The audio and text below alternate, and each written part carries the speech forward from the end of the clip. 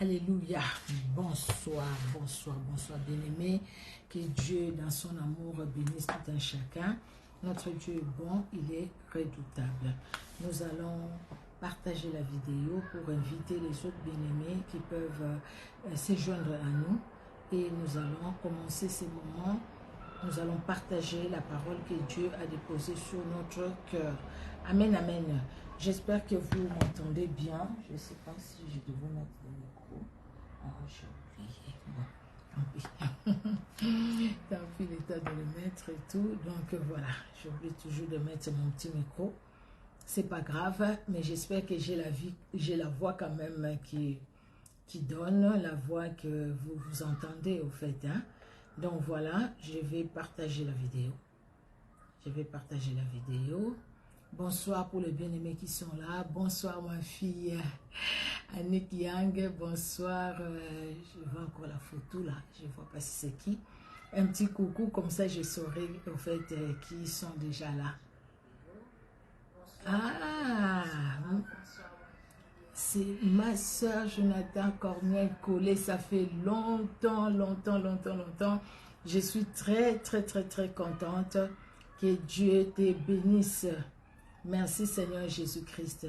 Alors, je vais partager un peu la vidéo et puis nous allons passer au fait à l'exhortation ou la parole que Dieu a déposée sur notre cœur aujourd'hui pour ce soir. Voilà, et après nous allons lire aussi la parole de Dieu, mais ça sera dans une autre vidéo. Voilà, bien-aimés, je partage. Je ne sais même pas là où je suis. Je partage la vidéo un peu, juste un peu. Et après, nous allons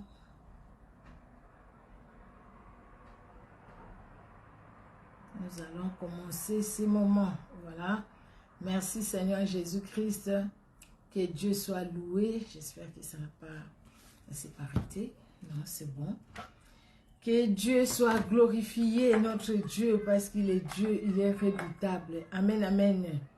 Que Dieu vous bénisse, que Dieu vous bénisse. Il est redoutable, notre Dieu. Amen, amen, amen. Que Dieu soit loué pour son amour.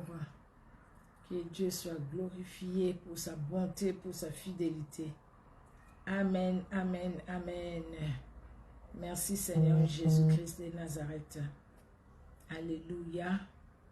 Merci Seigneur pour ta fidélité. Merci pour ta paix. Merci pour ton amour qui est au-dessus de tout. Merci Jésus. Je ne mets plus la musique tout simplement parce qu'après c'est compliqué. Quand on met la musique après c'est compliqué. Des fois voilà c'est compliqué. Alors je préfère ne pas mettre la musique et puis partager un peu tout simplement. Et après nous allons, je vais continuer à partager. Donc voilà.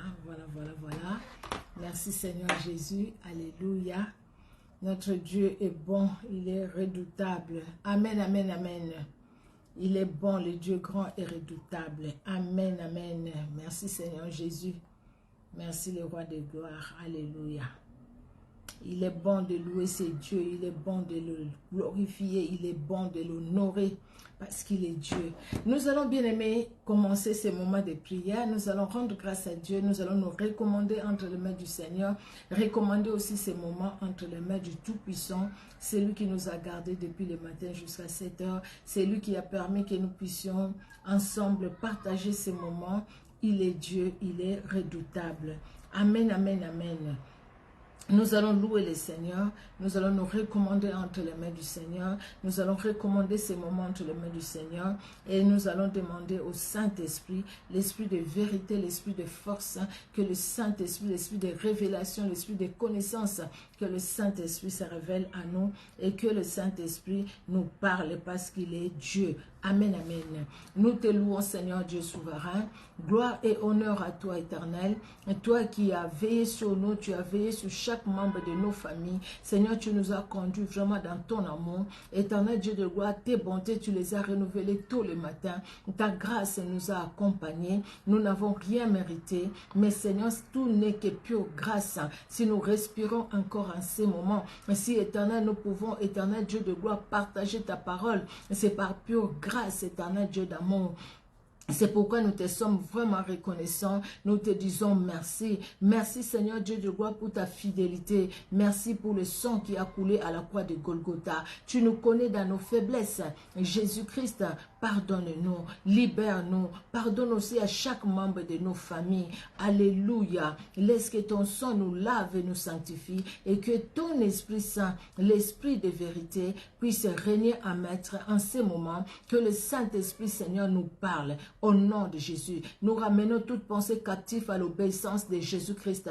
Au nom de Jésus, nous proclamons la protection divine sur chaque membre de nos familles, sur nous-mêmes et sur ce moment de live. Au nom de Jésus, Jésus-Christ, sois élevé dans nos cœurs, sois élevé pendant ce temps, sois élevé, Jésus de Nazareth, dans nos vies, et que ce moment t'honore, que tout ce qui ne confesse pas le nom de Jésus-Christ s'éloigne de nous au nom de Jésus. Nous soumettons sous la croix de Jésus-Christ tout ce qui n'est pas de Jésus. Au nom de Jésus, nous ramenons toute pensée captive à l'obéissance de Jésus-Christ de Nazareth. Nous frappons de puissance et d'aveuglement, tout ce qui est esprit de contrôle, esprit de surveillance, esprit de vol de paroles dans le cœur. Nous les frappons d'aveuglement au nom de Jésus. Jésus-Christ règne car tu es Dieu. À toi l'honneur, à toi la gloire.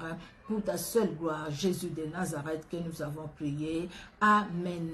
Amen, amen, amen. Que Dieu bénisse tout un chacun. Merci, bien-aimés dans le Seigneur, pour vous qui êtes là et ceux qui vont nous rejoindre, ceux qui suivront, même en différé. Alors, aujourd'hui, j'ai eu le temps d'écrire le thème. Parlons de la paix familiale. La paix familiale. C'est vrai, c'est en lisant la parole de Dieu, nous avions lu, c'était pas hier, avant-hier, nous avions lu dans Juge 21, hier c'était Ruth 1, Juge 21, nous voyons comment, dans Juge 21, que nous allons lire aussi, pas tout, juste un verset, comment à un moment les enfants d'Israël qui étaient en conflit avec une des tribus, comment après ils vont réaliser que ces conflits-là, ce n'était pas pour à leur intérêt, c'était au contraire une destruction de la famille, c'était une scission qui est entrée dans la famille des enfants d'Israël. Dans les 12 tribus, il y avait une tribu qui était mise de côté, tout simplement parce que cette tribu-là avait mal agi. Nous allons, pour ceux qui suivent la lecture biblique avec nous, vous voyez déjà de cette histoire, mais sinon nous allons en parler. Et à partir de là, au fait, le Saint-Esprit a permis que nous puissions voir un peu cette histoire de la paix. Dans ce monde où nous vivons aujourd'hui, où la reconnaissance est même pas, les gens ne sont plus reconnaissants. On ne dit pas que tout le monde n'est pas reconnaissant, mais on sent l'ingratitude des gens. On sent, bien aimé, la méchanceté des gens. On sent comment est-ce que même si tu ne sors pas de chez toi, les gens peuvent chercher à te créer des problèmes. Nous les ressentons. Est-ce que nous pouvons vivre la paix en ces moments où on parle de la guerre partout, en ces moments où ne parlons même pas de l'alimentation parce que tout est cher, les laits est cher, les fruits, n'en parlons même pas, c'est très cher. Où on a du mal à nouer les deux bouts du mois. Peut-on parler de la paix en ces moments-ci? Oui, on peut parler de la paix. La paix envers soi-même, la paix envers les autres et la paix envers les autres. Quand je dis les autres, la paix avec les membres de nos familles et la paix avec la famille chrétienne, l'Église qui est la famille chrétienne. Et c'est pouvons-nous parler de la paix? Nous pouvons parler de la paix en dépit des situations que nous vivons aujourd'hui, en dépit de tout ce qui se passe sur cette terre. Quand nous allumons la télé, bien aimé, qu'est-ce que nous écoutons? Dès qu'on allume la télé, il y a les mauvaises nouvelles. Dès qu'on allume la télé, on a enlevé là-bas, on a tué là-bas, on a fait ceci là-bas, on a fait ceci là-bas. Il n'y a pas de bonnes nouvelles. Et quand on voit tout ça, est-ce qu'on peut avoir la paix? dans ce monde où les choses vont mal? Pouvons-nous avoir la paix dans cette période où nous vivons aujourd'hui, où nous voyons que c'est difficile, les temps sont durs, les temps sont difficiles? Pouvons-nous avoir la paix quand il n'y a pas à manger, quand tu ne sais même pas, quand tu ne travailles pas, quand tu ne sais même pas qu'est-ce que le lendemain sera fait, si tu vas manger ou pas? Si tu as des enfants, tu te poses même la question si mes enfants vont manger ou pas. Est-ce qu'on peut vivre en paix malgré cette situation que nous traversons aujourd'hui? Oui, la Bible nous montre que nous pouvons vivre en paix. Bien aimé, déjà nous allons voir quand on parle de la paix, parce que nous allons parler de la paix familiale. Mais quand on parle de familiale, c'est ce qui est lié à la famille. C'est-à-dire mon frère, ma soeur, nous parlons de la famille la famille charnelle. Hein, la famille charnelle, papa, maman, frères et sœurs et tout, neveux, nièces, cousins, cousines, et de la famille chrétienne ou la famille spirituelle. Alors, quand on parle de la paix c'est l'absence de troubles, c'est l'absence de conflits. Là, c'est la paix. Il n'y a pas de troubles, il n'y a pas de conflits, c'est-à-dire qu'on est en paix. Si déjà dans son cœur, dans son propre cœur, il n'y a pas de troubles, dans son propre cœur, il n'y a pas de conflits, dans son propre cœur, parce qu'on peut avoir des conflits dans son propre cœur. Et si déjà dans son propre cœur, il n'y a pas de conflits, c'est-à-dire qu'on est en paix. Alors la paix, c'est l'état de calme ou de tranquillité, ainsi que l'absence de perturbation, de troubles. Ça, c'est la définition que j'ai prise dans Google, hein, vous pouvez le retrouver aussi. Donc, la paix, c'est un état de calme ou de tranquillité, ainsi que l'absence de perturbations, l'absence de troubles, l'absence de guerre, l'absence de conflits. Donc, en bref, la paix, c'est là où il y a la paix. La paix, c'est là où c'est calme. La paix, c'est là où il n'y a pas de choses qui bougent. La paix, c'est là où il n'y a pas de choses qui remontent à surface. La paix, c'est là où la personne est assise quelque part. Assis quelque part où il sent... où il y a la joie, où quelque part, bien aimé, en dépit des situations, mais la personne ne s'assied pas sous les troubles, sous les situations qui la troublent, mais la personne s'assied sur la source de la paix. Amen. Or, la source de la paix, il n'y en a pas 20, il n'y en a pas 10, il n'y en a même pas 2. La source de la paix, bien aimé, c'est Jésus-Christ de Nazareth. La Bible nous le dit. Amen, amen. Alors, nous allons lire le premier passage, c'est dans Hébreux au chapitre 14.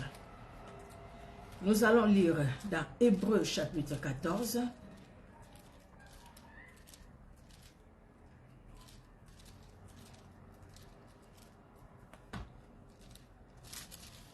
Hébreux chapitre 12, pardon, j'ai dit 14, excusez-moi. Hébreux chapitre 12.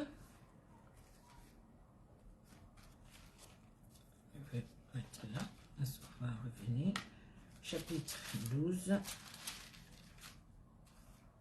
voilà, Hébreux 12, nous allons lire les 14e et les 15e versets, Hébreux 12, 14 et 15, nous lisons au nom de Jésus-Christ de Nazareth.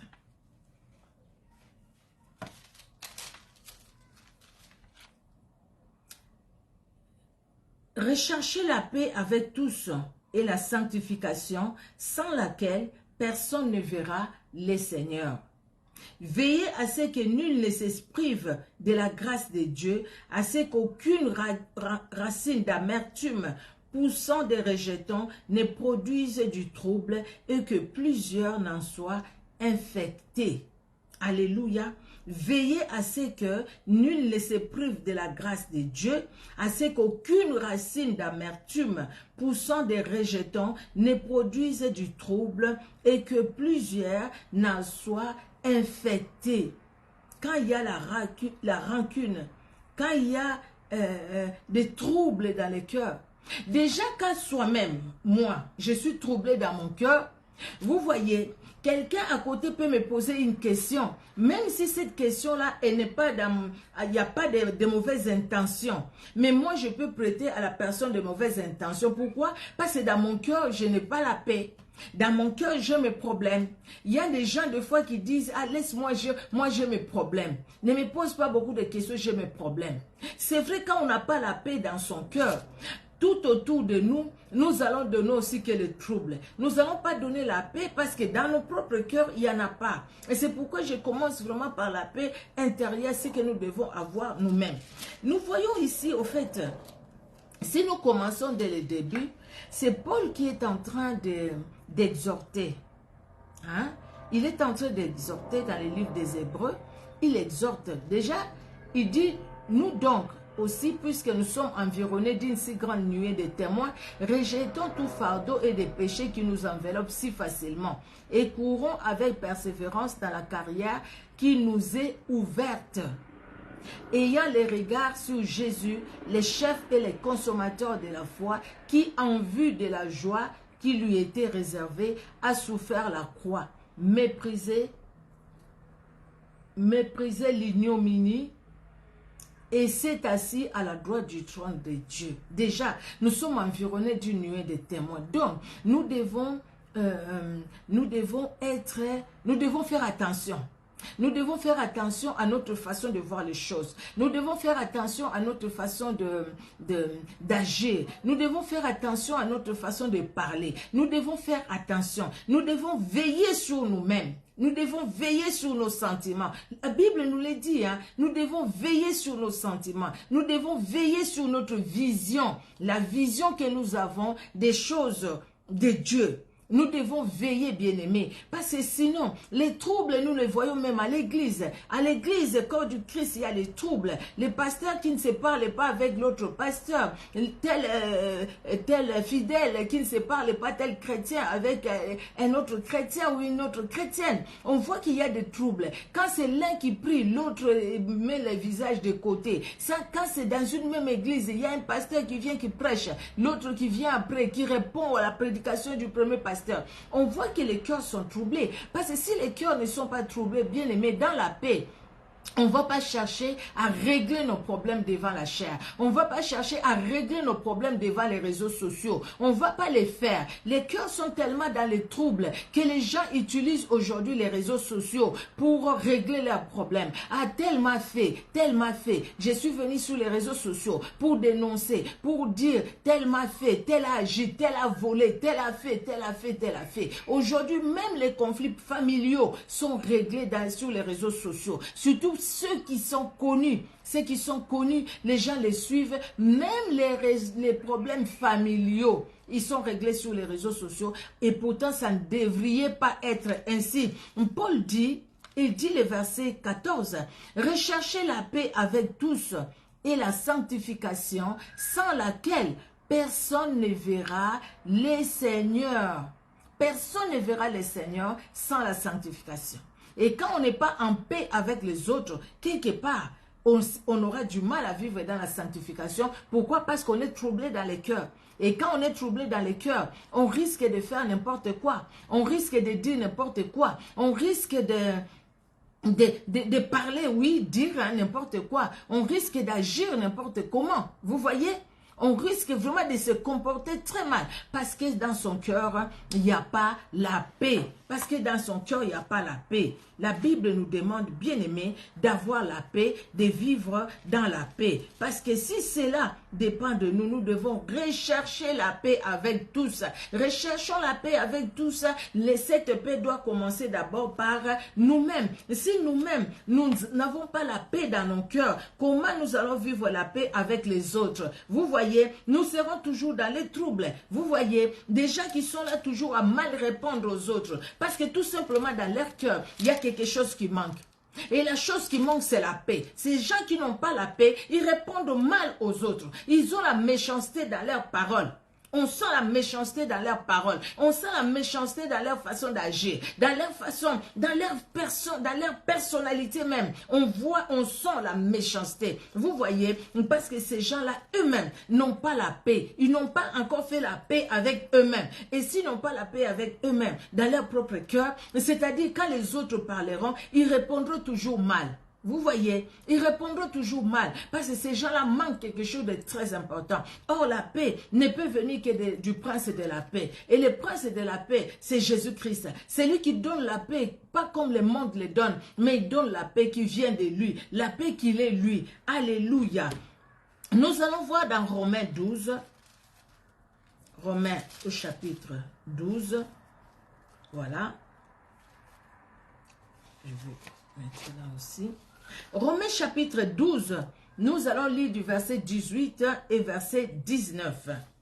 Romains 12, 18 et 19, la Bible nous dit, je vais lire au nom de Jésus-Christ de Nazareth. Amen, amen. S'il est possible, autant que cela dépend de vous, soyez en paix avec tous les hommes.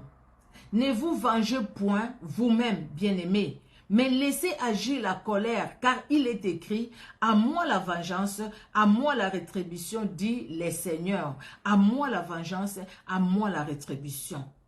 S'il est possible, si cela dépend de nous, bien-aimés, la Bible nous recommande de vivre en paix avec tous. Cherchons la paix telle que Paul l'a dit déjà. Cherchons la paix. Ici, c'est Paul toujours qui parle aux Romains. Cherchons la paix. Si cela dépend de vous, vivez en paix. Ne cherchez pas à vous venger parce que quelque chose vous a fait mal, parce que quelque chose vous a dérangé. Vous êtes dans les cœurs, dans votre cœur, vous réfléchissez comment vous allez agir, comment vous allez faire pour rendre le mal qu'on vous a fait. Bien aimé, vous savez, nous sommes des humains et en tant qu'humains, c'est vrai, en tant qu'humain, souvent nous voulons, comme dans ma langue on dit, bomangana bomayoto bomana. Donc c'est-à-dire, tu m'as fait du mal, moi aussi je te fais du mal. Tu me tues, je te tue. Déjà quand on te tue, tu es mort. Tu seras plus tuer l'autre qui t'a tué. Vous voyez. Mais la Bible nous recommande, bien aimé, de ne pas nous venger. Parce que quand on cherche à se venger, on passe du temps. On passe du temps à chercher, on passe du temps au fait, on cherche, on se dit mais comment je vais faire pour me venger de la personne qui m'a fait du mal. Tu seras là à chercher comment faire. Il y a des gens, vous savez, des gens, ça m'est arrivé aussi, hein, quelqu'un qui m'a vraiment fait du mal. Et la nuit tu te dis, mais écoutez, mais pourquoi cette personne m'a fait du mal? Pourquoi? Et tu penses même, tu te dis, quand je verrai la personne, je vais lui parler de telle façon. Et là, je ne l'ai pas parlé, je vais lui parler de telle façon. Mais Dieu, dans son amour, nous corrige. Dieu, dans son amour, nous se révèle à nous pour nous dire, écoutez, non, mon fils, non, ma fille, ne va pas sur ce terrain-là. Car sur ce terrain-là, c'est toi qui vas tomber, c'est toi qui vas perdre. Parce que de l'autre côté, la personne-là ne connaît même pas Dieu. La personne-là vit selon lui-même. Comme en Israël, à un moment, chacun vivait comme il voulait. C'est comme aujourd'hui aussi. Il y a des gens qui vivent comme ils veulent, comme il entend, comme il veut aussi vivre. C'est comme ça qu'il va vivre. Et si toi, qui connais le Seigneur, tu dois passer ton temps avec quelqu'un qui vit selon lui-même, bien aimé, les perdants, ce n'est pas cette personne-là. Parce que cette personne-là, peut-être qu'il a choisi sa voie. Il a choisi le diable comme maître. Mais toi et moi, nous avons choisi Jésus-Christ comme maître et Seigneur. Amen, amen. Nous allons voir, bien aimé, ce que Jésus-Christ lui-même dit à ses disciples. Qu'il dit à ses disciples, et c'est comme il est dit aussi aujourd'hui à toi et à moi, qui sommes ses disciples. Dans le livre de Jean, chapitre 14. C'est un passage que nous connaissons. Jean chapitre 14, nous lisons au nom de Jésus-Christ de Nazareth. Jean 14.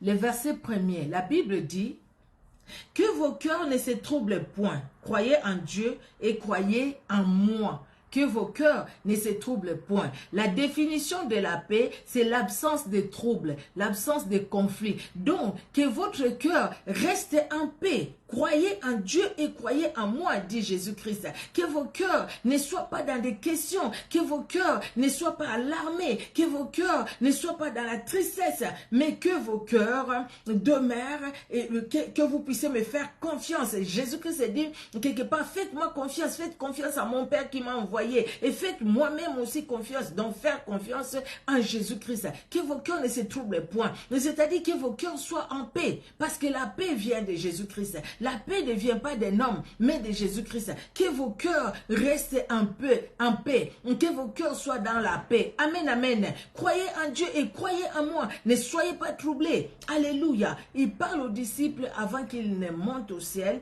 Et puis là, il a parlé aussi du Saint-Esprit dans les mêmes passages. Et nous allons lire aussi toujours dans Jean 14, nous allons lire le verset 27. Le verset 27, Jésus-Christ parle toujours à ses disciples. Ne vous troublez point, il faut que je m'en aille, le Père vous enverra un autre consolateur, voyez, soyez calme et tout, si vous me connaissez, vous connaîtrez aussi celui qui m'a envoyé, je suis le chemin, la vérité, la vie, dans Jean 14, 6. Et maintenant le verset 27, il dit, le 26, il parle du consolateur, le Saint-Esprit, hein? Mais le consolateur, l'Esprit Saint que le Père enverra à mon nom, vous enseignera toutes choses et vous rappellera tout ce que je vous ai dit. Je vous laisse la paix, le verset 27. Je vous laisse la paix, je vous donne ma paix. Je ne vous donne pas comme le monde donne, que votre cœur ne se trouble point et ne s'alarme point. Amen, amen.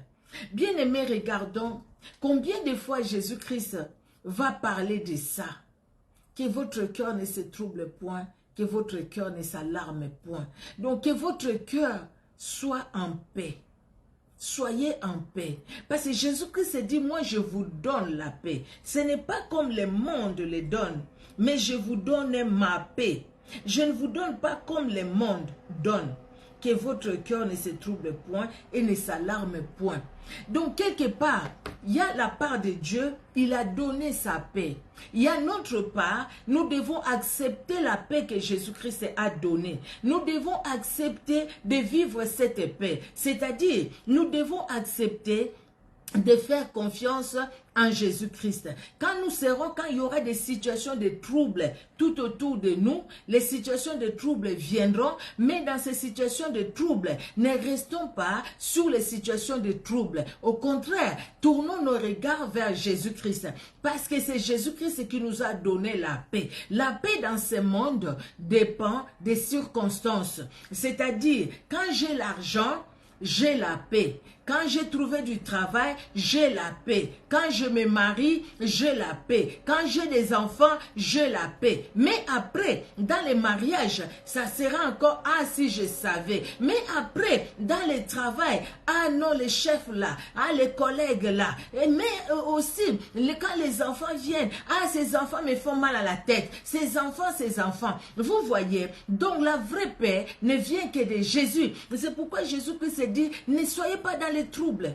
Donc la paix, c'est l'absence de troubles. Ne soyez pas dans les troubles. Ne soyez pas dans les conflits dans votre propre cœur. Ne soyez pas dans les conflits avec les autres. Mais croyez en Dieu. Même si les gens vous font du mal, même si les gens parlent du mal de vous, vous avez un vengeur. Vous avez celui qui peut vous venger. Jésus-Christ dit, à moi la vengeance, à moi la rétribution. Pour nous dire, écoutez mes enfants, ne restez pas dans les troubles à cause du mal qu'on vous fait. Ne vous troublez pas à cause des attitudes des gens, parce que je vois tout. Jésus-Christ voit tout, il connaît tout. Il veut tout simplement que nous puissions lui faire confiance. Amen, amen, amen. Je vous laisse la paix, je vous donne ma paix. Ce n'est pas comme le monde, mais comme Dieu lui-même les donne. Amen, amen. Alors, nous allons voir quelques exemples dans la Bible des personnes qui avaient besoin de la paix. Parce qu'à un moment, ils étaient troublés. Ils étaient troublés à un moment parce qu'il s'est passé une situation. Mais après, ces personnes-là, ils ont mis Dieu avant tout. Et ces personnes-là, ils ont cherché la paix. Nous allons lire, bien aimé, dans le livre des Juges. Juges, le chapitre 21. C'est le dernier chapitre. Et nous allons lire les versets 13. Le verset 13 nous dit, toute l'assemblée envoya des messagers pour parler aux fils de Benjamin qui étaient au rocher de Rimmon et pour leur annoncer la paix. Amen, amen. Toute l'assemblée envoya des messagers pour parler aux fils de Benjamin qui étaient au rocher de Rimmon et pour leur annoncer la paix. Pourquoi ils annoncent la paix aux enfants de Benjamin? Ils sont tous israélites. Ils sont tous les enfants d'Israël. Parce qu'au fait, si nous allons un peu, nous avançons un peu dans la lecture biblique, nous reculons, pardon, parce que nous sommes au chapitre 19. Dans le chapitre 19, on nous raconte l'histoire de ces jeunes lévites, d'Éphraïm. Il habitait là-bas. C'était un lévite. Ces lévites étaient mariés et avaient une concubine. Bon, la Bible parle de concubine de sa femme et tout. Peut-être entre-temps, ils ont réglé la situation. Les lévites avaient une femme à la maison. Mais cette femme lui a été infidèle. Elle était infidèle et la femme est retournée chez ses parents, chez son père. Elle est retournée là-bas et la femme était de Bethléem. Elle était de Bethléem, la dame. Elle est retournée chez son père à Bethléem. Et 3 mois après, c'est Lévite. Et il a pensé à sa femme. Il s'est dit non, je pense qu'il a pardonné, je pense. Et puis non, il faut la réconciliation. Ce jeune Lévite va aller chercher sa femme à Bethléem chez son père. Il arrive là-bas, le père lui reçoit vraiment bien. Il était avec son serviteur. Le père les reçoit bien. Ils ont passé du bon moment. Je suis venu récupérer ma femme. Et le père était d'accord. La femme aussi était d'accord de retourner avec son mari. Alors, le premier jour, il voulait retourner. Le papa de la femme qui dit, ah non, il faut attendre. Vous allez aller demain. Mangez, buvez demain. Mangez, buvez demain. Et ainsi de suite. Mais c'était au bout du 3e jour, le monsieur dit non, non, non, je vais aller. Le papa de la femme dit non, il fait soir, il fait nuit. Vous n'allez pas partir comme ça, le soleil va se coucher là. Restez comme ça, demain, tous les matins, vous allez partir. Lui dit non, non, non, non, non. Tu nous as assez retardé. Moi, il faudrait que je retourne chez moi avec sa femme ou sa concubine, telle que la Bible dit. Ils sont partis, mais sauf qu'ils sont arrivés dans une ville, la ville de Jabès. La nuit est tombée et il ne savait pas où aller. Son serviteur lui dit, écoutez, on peut demander à quelqu'un ici qui peut nous héberger au lieu de dormir dehors comme ça. Et lui, il va dire, mais non, nous sommes Israélites. Nous ne pouvons pas aller dormir, nous ne pouvons pas aller dans une maison de païens, dans une maison où l'Éternel n'est pas honoré. Nous n'allons pas aller parce que ces gens-là, ils avaient leurs idoles. Non, il dit, les jeunes Lévites disent, non, non, non, nous ne pouvons pas aller là-bas. Mais avançons, il y a la ville de Benjamin. Benjamin, c'est le cadet d'Israël. Lévite, c'est parmi les aînés, les fils d'Israël avec Léa. Benjamin, c'est le fils d'Israël avec Rachel. Vous voyez, donc les enfants du même père, c'est eux qui forment les 12 tribus d'Israël. Il dit, bah, écoutez, bon, on va aller dans une ville israélite. Donc, ils arrivent dans la ville de Benjamin. Et ils étaient là dehors parce qu'ils ne savaient pas où aller. Alors, il y a un vieil homme qui revient de champ. Les vieils hommes les voient. Mais qu'est-ce que vous faites là dehors? Ah nous, voilà, nous sommes d'Éphraïm, nous sommes venus, voilà, nous sommes allés à Bethléem et tout et tout. Il a expliqué. Et le vieil homme dit, écoutez, non, vous n'allez pas dormir dehors. Venez chez moi, venez, vous allez dormir chez moi. Il y a de la place, venez. Et ils sont allés chez le vieil homme. Quand ils sont arrivés chez le vieil homme, il leur a donné l'eau pour laver les pieds, et puis il a donné à manger. Et bien, pendant qu'ils étaient là en train de parler, à la porte du vieil homme, les gens sont venus toquer à la porte, toquer à la porte. Le vieil homme est allé, qu'est-ce qui se passe? Ah non, il y a un homme qui est entré ici chez toi, fais-les sortir, nous voulons les connaître. Le vieil homme dit, mais non, c'est une famille en Israël. Vous n'allez pas connaître un homme. Non, c'est pas possible. Si vous voulez, moi j'ai 2 jeunes filles qui sont vierges, je vais vous les laisser dehors et puis vous allez faire ce que vous voulez. Et puis, lui, les jeunes lévites, à sa concubine, voilà, vous pouvez faire, mais n'allez pas avec un homme. C'est une abomination en Israël. Un homme ne peut pas aller avec un homme. Vous comprenez quand je dis aller avec un homme? Et là, la Bible est crue, la Bible dit, nous voulons les connaître. Donc, c'est-à-dire, voilà, vous avez compris. Vous voyez, bien-aimés. Et au final, le monsieur-là n'a pas laissé ces jeunes filles vierges, mais c'est les jeunes lévites qui va laisser sa femme. il a sorti, tellement ils étaient nombreux, tellement ils insistaient, tellement ils ne pouvaient pas dormir, ils menaçaient même de faire du mal à ces vieils hommes, ils menaçaient même de les tuer, mais dans la tribu des enfants d'Israël, dans Benjamin. Et alors, ce qui s'est passé après, c'est que le monsieur a sorti sa femme, ils ont abusé de cette femme toute la nuit, la Bible dit, Juge 19, ils ont abusé de cette femme, et le matin, quand le jeune homme est sorti pour prendre la route avec son serviteur, il a trouvé sa femme étendue devant la porte du vieil homme. Il a appelé sa femme, il a appelé, la femme ne répondait pas. La femme est succombée de toutes ces violences, de toutes ces blessures, de tout ce qu'elle a connu comme violence auprès des habitants de Benjamin. L'homme a pris sa femme, il a mis sur son âne. Ils sont allés jusqu'à Ephraïm, chez lui. Il est arrivé, le jeune Lévite, il a coupé sa femme en 12 parties. Il a coupé en 12 parties.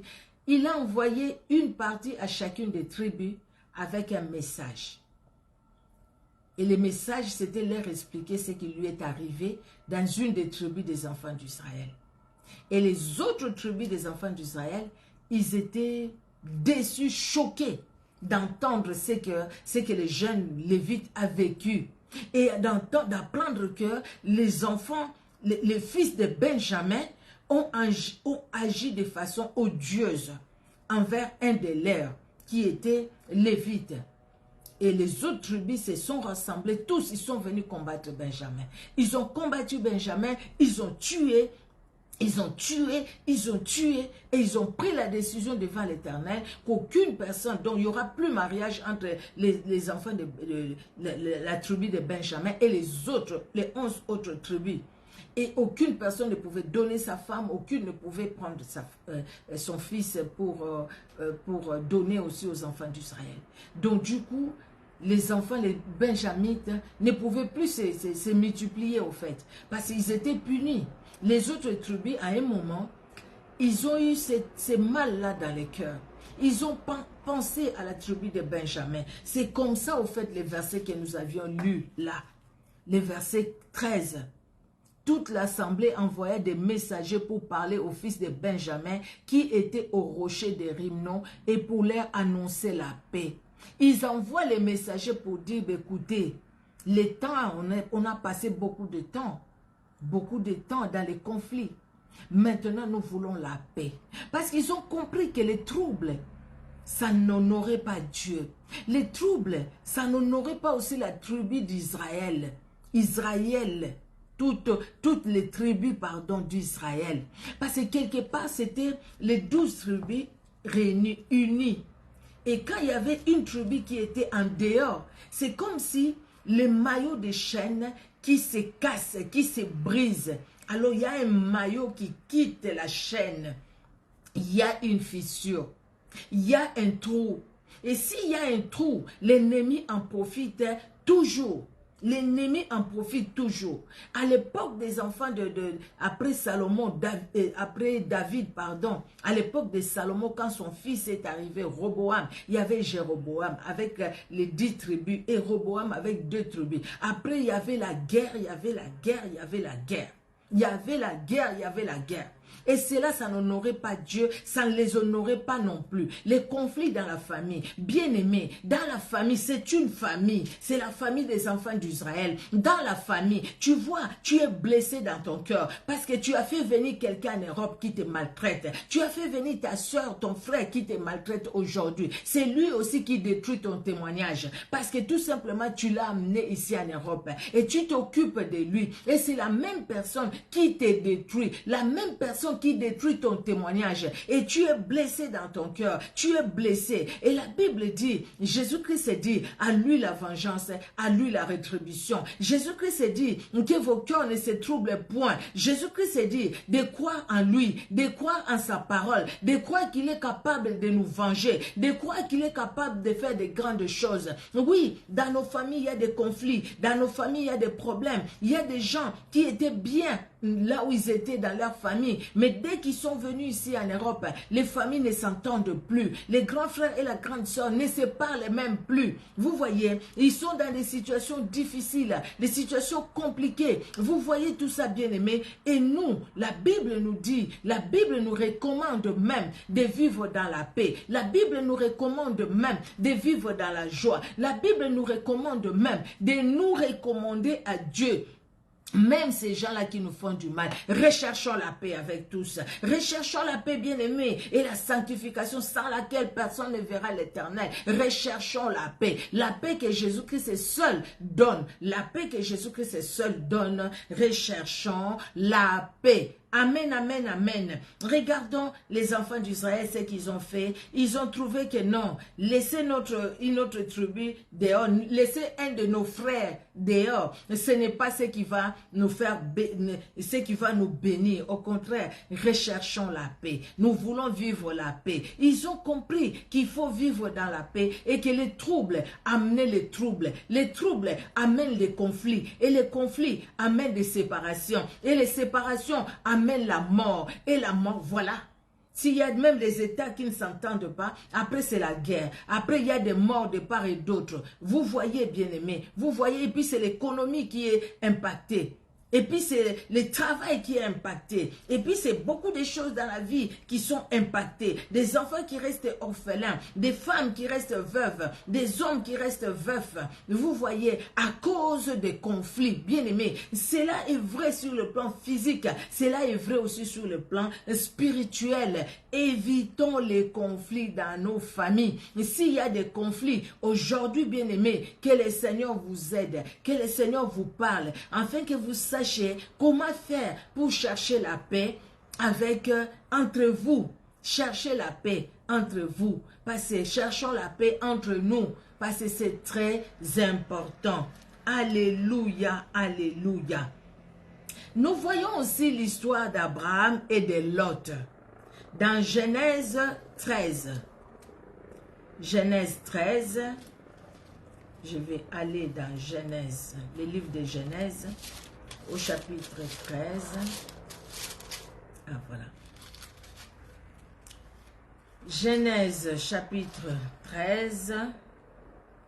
Nous allons lire du verset 7 au verset 12. 13, 7 à 12. Il y eut querelle entre les bergers des troupeaux d'Abraham et les bergers des troupeaux de Lot. Les Cananéens et les Phérésiens habitaient alors dans le pays. Abraham dit à Lot, qu'il n'y ait point, je t'ai pris, de dispute entre moi et toi, ni entre mes bergers et tes bergers, car nous sommes frères. Tous les pays n'est-il pas devant toi? Sépare-toi donc de moi. Si tu vas à gauche, j'irai à droite. Si tu vas à droite, j'irai à gauche. Lot leva les yeux et vit toute la plaine du Jourdain qui était entièrement arrosée avant que l'Éternel ait détruit Sodome et Gomorrhe. C'était jusqu'à Tchoa comme un jardin de l'Éternel, comme les pays d'Égypte. Lot choisit pour lui toute la plaine du Jourdain et il s'avança vers l'Orient. C'est ainsi qu'ils se séparèrent l'un de l'autre. Abraham habita dans les pays de Canaan et Lot habita dans les villes de la plaine et dressa ses tentes jusqu'à Sodome. Abraham avait beaucoup de biens. Lot aussi, son neveu qui est sorti avec Abraham, ou qu'Abraham a amené, avait aussi beaucoup de biens. Il était béni comme Abraham était béni. Lui aussi était béni. Par Abraham, il était béni. Mais c'est fait que les bergers d'Abraham et les bergers de Lot disputaient beaucoup. Il y avait toujours des petits conflits. Mais Abraham, en tant que l'homme de Dieu, Abraham comprend que ces conflits-là, ça n'allait pas les arranger, ça n'allait pas les bénir. Abraham va dire à Lot qu'il n'y ait pas de conflit entre toi et moi, entre tes bergers et mes bergers, parce que nous sommes frères. Car nous sommes frères. Nous sommes frères. Évitons les conflits. Nous sommes frères, même si c'est au niveau de nos bergers, pas à notre niveau. Évitons les conflits. Aujourd'hui, les conflits pour les parcelles. Aujourd'hui, le conflit pour les terrains. Surtout si le papa là est mort, qu'il a laissé une parcelle, il a laissé une maison. bien-aimé, c'est sa famille qui est contre la femme, qui chasse les enfants, les conflits. Et quand ils s'arrêtent, c'est entre eux, c'est la tante, c'est l'oncle. Tous, ils viennent là derrière. Moi, ces coutumes ou ces choses, ça doit changer, non? Vous cherchez des conflits même là où il ne peut pas y avoir. Vous cherchez des conflits avec ces enfants qui sont restés orphelins de père. Vous cherchez des conflits parce que vous êtes l'oncle, vous êtes la tante. Mais qu'est-ce que tu as fait toi pour tes enfants? Ce que tu es en train de faire aux enfants de ton frère, de ton grand frère ou petit frère, des enfants de tes frères. Ce que tu leur fais, si on les faisait à tes enfants, toi tu seras content? Les enfants, les oncles, les tantes, ils ont tout pris. Ou ils veulent tout prendre, il y a la loi. Réclamez vos droits. Ne laissez pas pour dire c'est des tantes, bon, on laisse tout. N'allez pas leur manquer le respect. Ce n'est pas ça ce que Dieu nous dit. Agissez dans la paix. Dans la paix. Cherchez, demandez à Dieu de donner la paix. Jésus-Christ vous donnera la paix. Et s'il faut frapper les portes, aller voir les gens de la loi, vous allez le faire. Parce que vous êtes dans votre droit. Vous voyez? Et toi, oncle, et toi, tante aussi. Dans ta méchanceté, il y a même des gens qui vont très loin. Ils sont dans la joie quand ils entendent que dans la famille de son frère, il y a des enfants qui meurent. Elle de son côté, elle est dans la joie. Elle se réjouit. Surtout s'ils ont des enfants qui sont en Europe. Elle se réjouit, tel est mort. Où est l'argent que tel qui est en Europe a envoyé? Tu n'as pas honte? Tu n'as pas honte? Au lieu de compatir parce que ton frère a perdu son fils ou sa fille et son fils. Mais toi, tu n'as pas honte. Tu vas chercher l'argent de l'Europe. Tu n'as pas honte. Regardons comment les conflits naissent dans la famille. Ces gens-là qui s'entendaient bien, mais à cause d'une chose, des fois, pas grande chose, hein, pour que la famille se divise. Des fois, pas grande chose. La famille se divise. Tout simplement. La famille se divise tout simplement parce que il y a une incompréhension, même pas, ce qui ne devrait même pas être incompréhension. Parce que tout simplement, il y a une de son côté qui est méchant dans sa méchanceté, il veut faire souffrir les autres. Et les enfants qui restent orphelins, ces enfants-là souffrent. Et dans leur cœur, ces enfants-là, si Jésus-Christ ne fait pas quelque chose, le cœur sera troublé. De voir ce que leur père a fait de son vivant, il a aidé sa famille. La famille du père.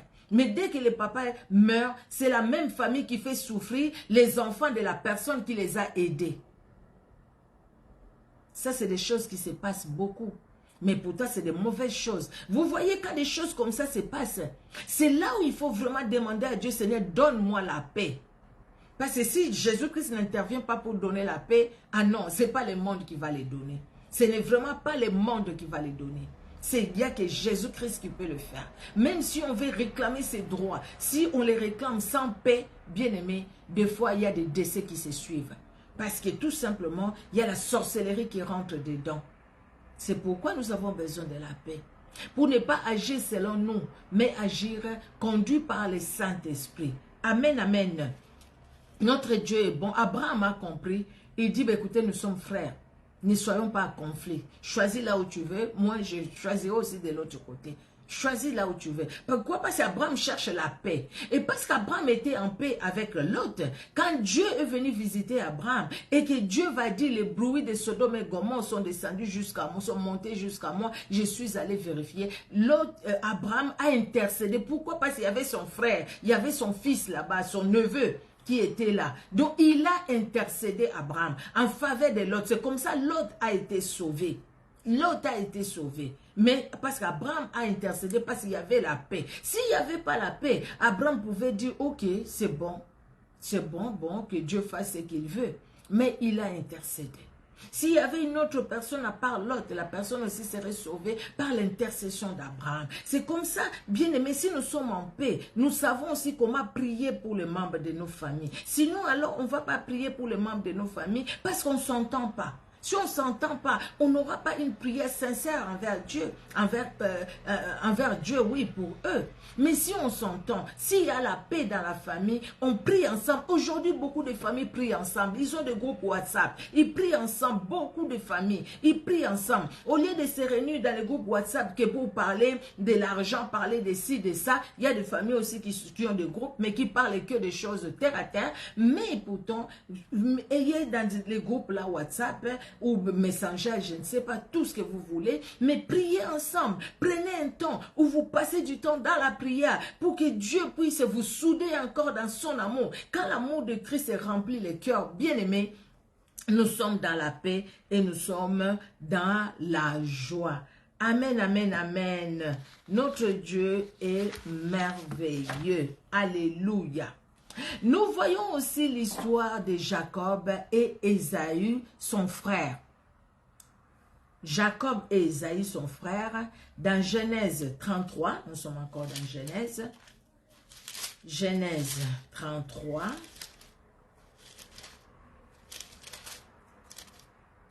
Alors, l'histoire d'Ésaü et Jacob, nous connaissons, c'est le fils d'Isaac avec Rebecca, les deux. Alors, il y a Jacob qui a pris le droit d'aînesse à Ésaü parce que Ésaü lui-même a vendu son droit d'aînesse. Alors, comme Ésaü disait, je vais l'attendre, notre père est vieux. À la mort de notre père, je vais tuer Jacob. Et sa maman a appris, on lui a rapporté ces paroles et sa maman demanda à Jacob de s'enfuir à Padam Aram, là où était son frère, le frère de Rebecca. Et Jacob est allé là-bas, nous connaissons l'histoire, il a épousé Léa et puis Rachel, mais c'est Rachel qui l'aimait et puis il a travaillé encore 7 ans de plus pour Rachel. Et voilà, Léa a eu vraiment la maternité facile, vraiment, et elle a eu vraiment des enfants.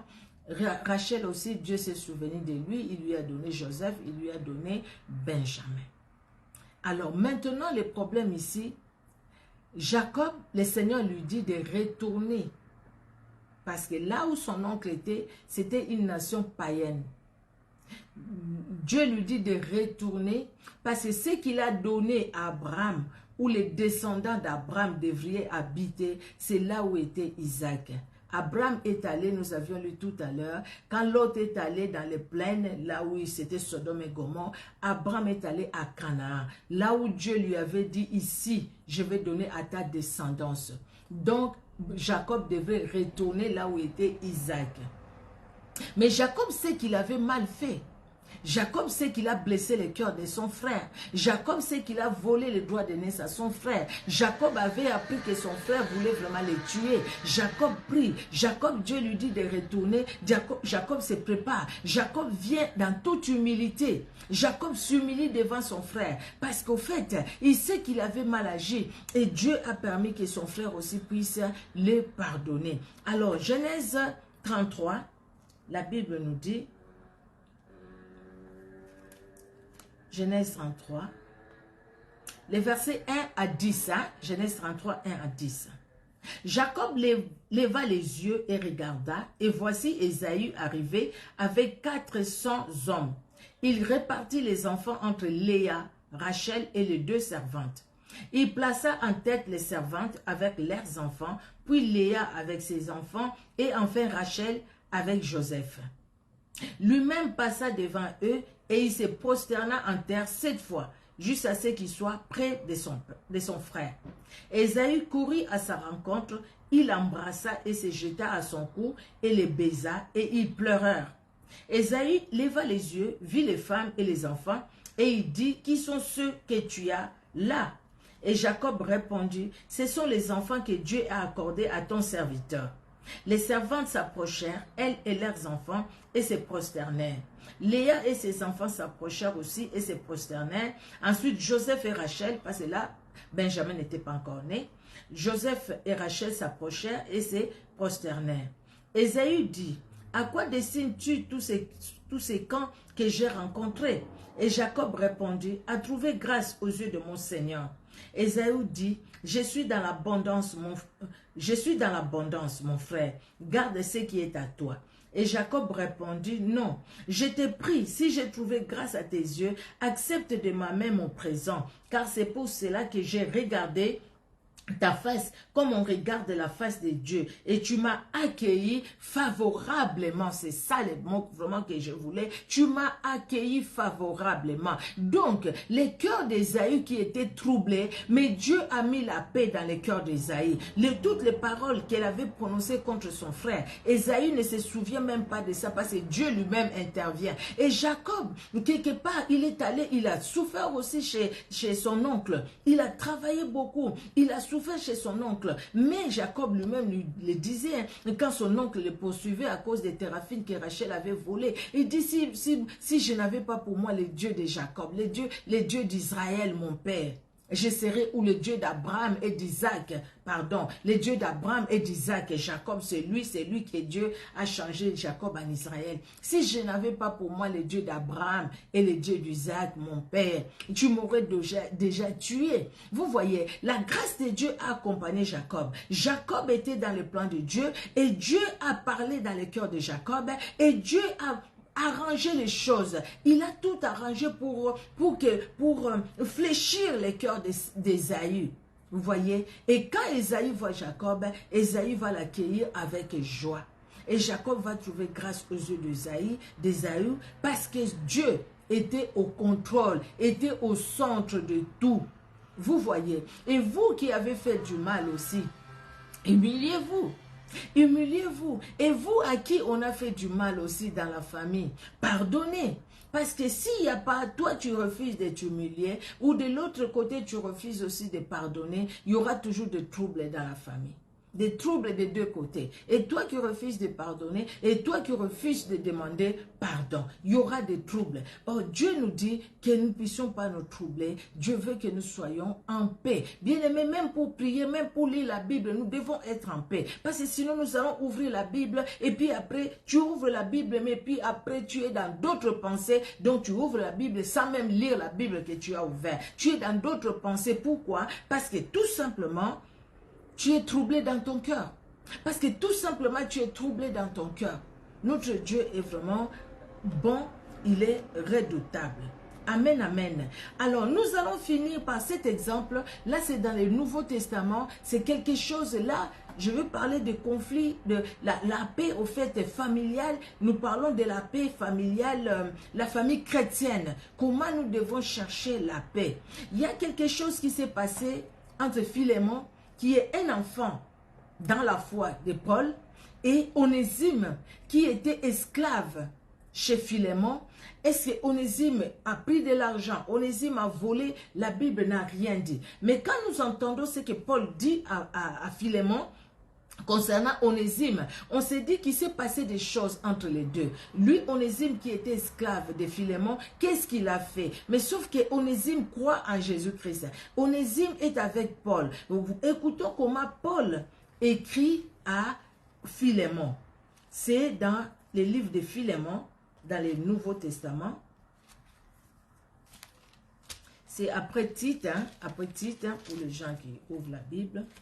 Alors, Philémon, le premier chapitre, nous allons lire du verset 8 au verset 20 pour comprendre les choses. De toute façon, il n'y a qu'un chapitre dans Philémon. Il n'y a qu'un chapitre dans Philémon. Alors, nous lisons. C'est pourquoi, bien que j'ai en Christ toute liberté de te prescrire ce qui est convenable, c'est de préférence au nom de l'amour que je t'adresse une prière. Étant ce que je suis Paul, vieillard, et de plus maintenant prisonnier de Jésus-Christ. Je t'ai pris pour mon enfant que j'ai engendré étant dans les chaînes, Onésime, qui autrefois t'a été inutile, mais qui maintenant est utile et à toi et à moi. Je te les renvoie, lui, mes propres entrailles. J'aurais désiré les retenir auprès de moi pour qu'ils me servent à ta place, pendant que je suis dans les chaînes pour l'évangile. Toutefois, je n'ai rien voulu faire sans ton avis, afin que ton bienfait ne soit pas comme forcé, mais qu'il soit volontaire. Peut-être a-t-il été séparé de toi pour un temps, afin que tu les retrouves, tu les recouvres pour l'éternité. Amen. Non plus comme un esclave, mais comme supérieur à un esclave, comme un frère bien-aimé de moi particulièrement et de toi, à plus forte raison, soit dans la chair, soit dans le Seigneur. Si donc tu me tiens pour ton ami, reçois-le comme moi-même. Et s'il t'a fait quelque tort, ou s'il te doit quelque chose, mets-le sur mon compte. Moi, Paul, je l'écris de ma propre main, je payerai pour ne pas te dire que tu te dois toi-même à moi. Oui, frère, que j'obtienne de toi cet avantage dans le Seigneur, tranquillise mon cœur en Christ. Alléluia, alléluia. Il y avait des conflits à l'église, conflits entre Philémon et Onésime. Onésime qui était son esclave, tel que la Bible dit. Onésime qui, on ne sait pas exactement ce qu'il a fait. Onésime devrait de l'argent, Onésime n'a pas bien son travail, Onésime a fait quoi? Onésime a volé, Onésime a fait quoi? On ne sait pas. Onésime quitte son patron. Comment il a quitté Philémon? Ils avaient des conflits entre eux. Mais maintenant, comment il a quitté? Il est allé en colère? C'est Philémon qui a mal agi? On ne sait pas. Paul qui apprend ça parce qu'au fait, Onésime croit au Seigneur, Philémon croit au Seigneur, mais ils ont des conflits entre eux. Paul maintenant, en tant que leur père dans la foi, Paul conseille à Philémon de recevoir Onésime. Il lui dit pas comme esclave, mais comme un frère dans le Seigneur. Donc quelque part, Paul dit à Philémon, arrêtez ces conflits-là. Maintenant, vous êtes frères dans le Seigneur. Que ces conflits-là disparaissent au milieu de vous. Même s'il t'a fait des torts, pardonne. Mais s'il te doit de l'argent, moi, Paul, je vais payer pour lui. Mais toi, ne tiens plus compte de tout le mal que Philémon, Onésime t'a fait. Mais pardonne à Onésime.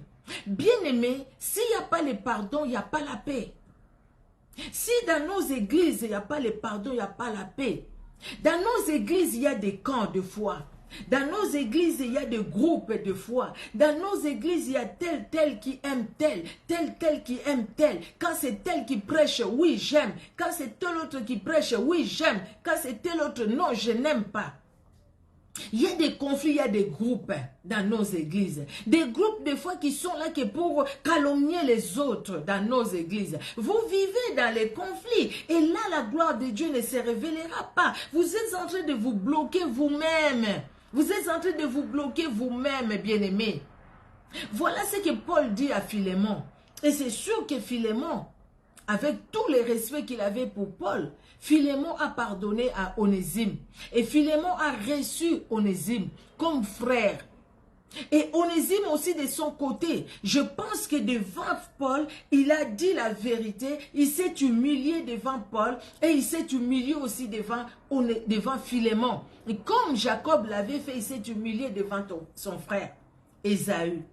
Il s'est humilié. Mon frère, toi qui marches dans l'orgueil, parce que tout simplement c'est moi qui décide, c'est moi. Dieu résiste aux orgueilleux, il fait grâce aux humbles. Ça ne sert à rien parce que dans ton orgueil, vous savez les orgueilleux, hein, ils sont en conflit avec eux-mêmes. Dans leur orgueil, parce qu'ils veulent qu'on les voit. Moi, je fais, moi je dis, moi. Il n'y a pas une personne qui prêche comme moi. Il n'y a que moi. Il n'y a pas une personne qui est connue comme moi. Il n'y a que moi. Ok. Continue dans ton moi. Dans ma langue, on dit ngai, ça devient ngai. Ça devient de l'oseille, ça devient aigre. Ou amer, je sais. Non, aigre. Ça devient aigre. Le fait de dire moi, ça devient aigre. Paul veut que nous puissions vivre dans la paix. Il ne veut pas qu'il y ait de troubles dans nos cœurs. Bien-aimé, toi qui es dans l'orgueil, tu vois, tu es dans les troubles. Parce que chaque fois que tu réfléchis sur ce que tu dois faire, comment tu dois te montrer devant les gens. Mais la personne qui est humble ne cherche pas à se montrer devant les gens.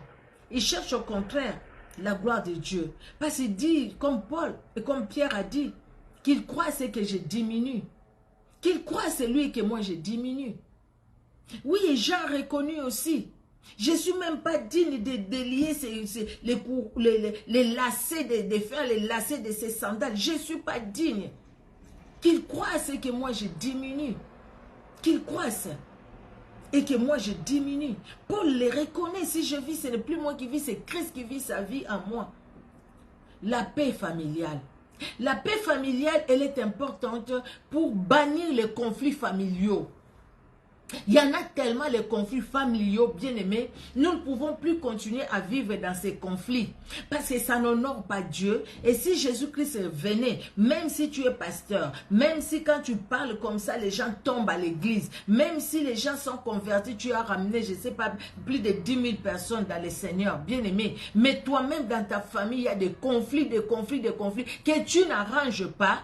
Les mêmes conflits-là t'empêcheront d'avoir le ciel.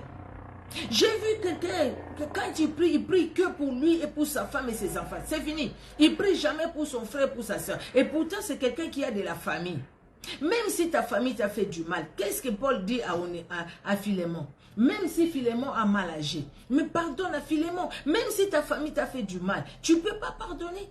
Regardez les enfants d'Israël, qu'est-ce qu'ils ont fait avec la famille, avec les Benjamins, les Benjaminites. Ce qu'ils ont agi là, ce que les Benjaminites ont fait, c'était moche, c'était mauvais. C'était très mauvais. C'était très mauvais. Mais les autres tribus, ils ont pardonné. Ils ont cherché la paix. C'est ce que nous devons chercher, bien-aimés, dans nos familles. C'est ce que nous devons chercher. Déjà nous-mêmes. Et puis, c'est ce que nous allons répandre aussi dans nos familles et nous allons répandre aussi dans nos églises. Vous voyez? Parce que l'église, c'est la famille. Et si nous-mêmes, on n'est pas en paix, dans nos familles, on n'a pas la paix, nous n'allons pas répandre la paix dans nos églises. Nous n'allons pas répandre la paix dans nos ministères. Voyons juste quand tu es découragé, quand tu as des soucis. Regarde comment tu pries. Et si tu pries vraiment comme il faut. Regarde comment tu réponds. Parce que des fois, tu n'as même pas envie de parler. Des fois, tu ne vas même pas à l'église. Parce qu'au fait, quelque part, tu ne te sens pas bien. Or, ce que le Seigneur veut de toi et de moi, c'est que nous puissions, bien aimer dans le Seigneur, chercher la face de Dieu et éviter les troubles. La paix, c'est l'absence des troubles. La paix, bien aimée, telle que nous l'avons dit, je retourne dans la définition, c'est l'état de calme, ou de tranquillité, ainsi que l'absence de perturbations, l'absence de troubles, l'absence de guerre, l'absence de conflits. Dieu veut vraiment que les conflits disparaissent. Et c'est possible. Je pense que par la grâce de Dieu, c'est possible. C'est possible qu'il n'y ait plus de conflits dans la famille. Les gens qui sont nés, qui grandissaient ensemble, mais quand ils deviennent à un certain âge, ils ne se parlent même pas. Des fois même, les enfants aussi sont séparés. Les enfants aussi ne se parlent pas parce que les parents ne se parlent pas. Les familles sont séparées. Bien aimé, quand j'ai lu dans Juge 21, ça m'a vraiment interpellé. Hier, c'est vrai, les femmes messagères, c'est de ça que j'ai partagé, mais tout ce que j'ai dit ici, ce n'est pas ce que j'avais dit là-bas. Déjà, les passages que j'ai ajoutés ici, j'ai partagé ça aussi hier, par la grâce de Dieu, avec les femmes messagères. Évitons les conflits dans nos familles. Ça nous bloque la vie spirituelle. Ça nous bloque la croissance spirituelle. Ça bloque. C'est pourquoi Jésus-Christ a dit dans Jean 14, 1, croyez que vos cœurs ne se troublent point. Croyez en Dieu, croyez en moi. Croyons en Dieu, croyons en Jésus-Christ. Ne soyons pas dans les conflits, ne soyons pas bien-aimés, parce que le diable en profite. Nous sommes comme les maillots d'une chaîne. Si un maillot s'en va, il y a un trou qui reste et la chaîne n'est plus soudée. Nous devons nous souder dans nos familles, nous devons nous souder aussi dans nos églises, dans nos ministères, afin que l'œuvre de Dieu aille de l'avant, que chacun se dise, j'ai ma place ici, je vais faire ce que Dieu me demande de faire, je vais accomplir ce que Dieu me donne d'accomplir. Amen, amen. Que Dieu dans son amour bénisse tout un chacun. Nous allons prier. Merci Seigneur Dieu souverain pour ce temps que tu nous as accordé. C'est dans ton amour que tu l'as fait éternel. Merci encore éternel Dieu de gloire pour ta parole dans nos vies, dans nos cœurs. Merci Seigneur parce que tu nous donnes ta paix. Tu nous donnes la paix, ta paix à toi. Seigneur, tu nous la donnes, pas comme le monde, mais la paix qui vient de toi. Tu l'as dit, Jésus de Nazareth, dans Jean 14, 27. Nous croyons à cette parole. Dans Jean 14, 1, tu nous dis de ne pas nous troubler, de ne pas, Seigneur Dieu de gloire, chercher à entrer dans les conflits, mais que nous puissions croire en toi. Ta parole est la vérité. Tu es celui qui nous venge. Tu es celui éternel Dieu de gloire qui nous dit, à toi la vengeance, à toi la rétribution. Même pour les gens qui nous ont fait du mal, éternel, nous les recommandons à toi. Que toi-même s'occupe d'eux, que toi-même parle dans leur cœur. Merci Père très saint. Merci Seigneur de bénir les personnes qui étaient là, Seigneur, en direct, ceux qui vont nous suivre en différé et ceux qui vont nous suivre aussi sur YouTube. À toi l'honneur, à toi la gloire, dans le nom puissant de Jésus-Christ que nous avons prié. Amen. Amen, amen, amen. Que Dieu dans son amour vous bénisse. Soyez richement et richement bénis. On se donne rendez-vous la prochaine fois par la grâce de Dieu. Et sinon pour la lecture biblique, nous sommes toujours ensemble. Amen. Et tous les jours, nous sommes ensemble, que ce soit par moi ou par une autre personne qui va lire la parole de Dieu. Que Dieu vous bénisse, bien-aimés. Que les conflits disparaissent de nos cœurs, que les troubles s'en aillent au nom de Jésus-Christ et que la paix de Jésus-Christ remplisse nos cœurs au nom de Jésus-Christ. Au revoir, au revoir.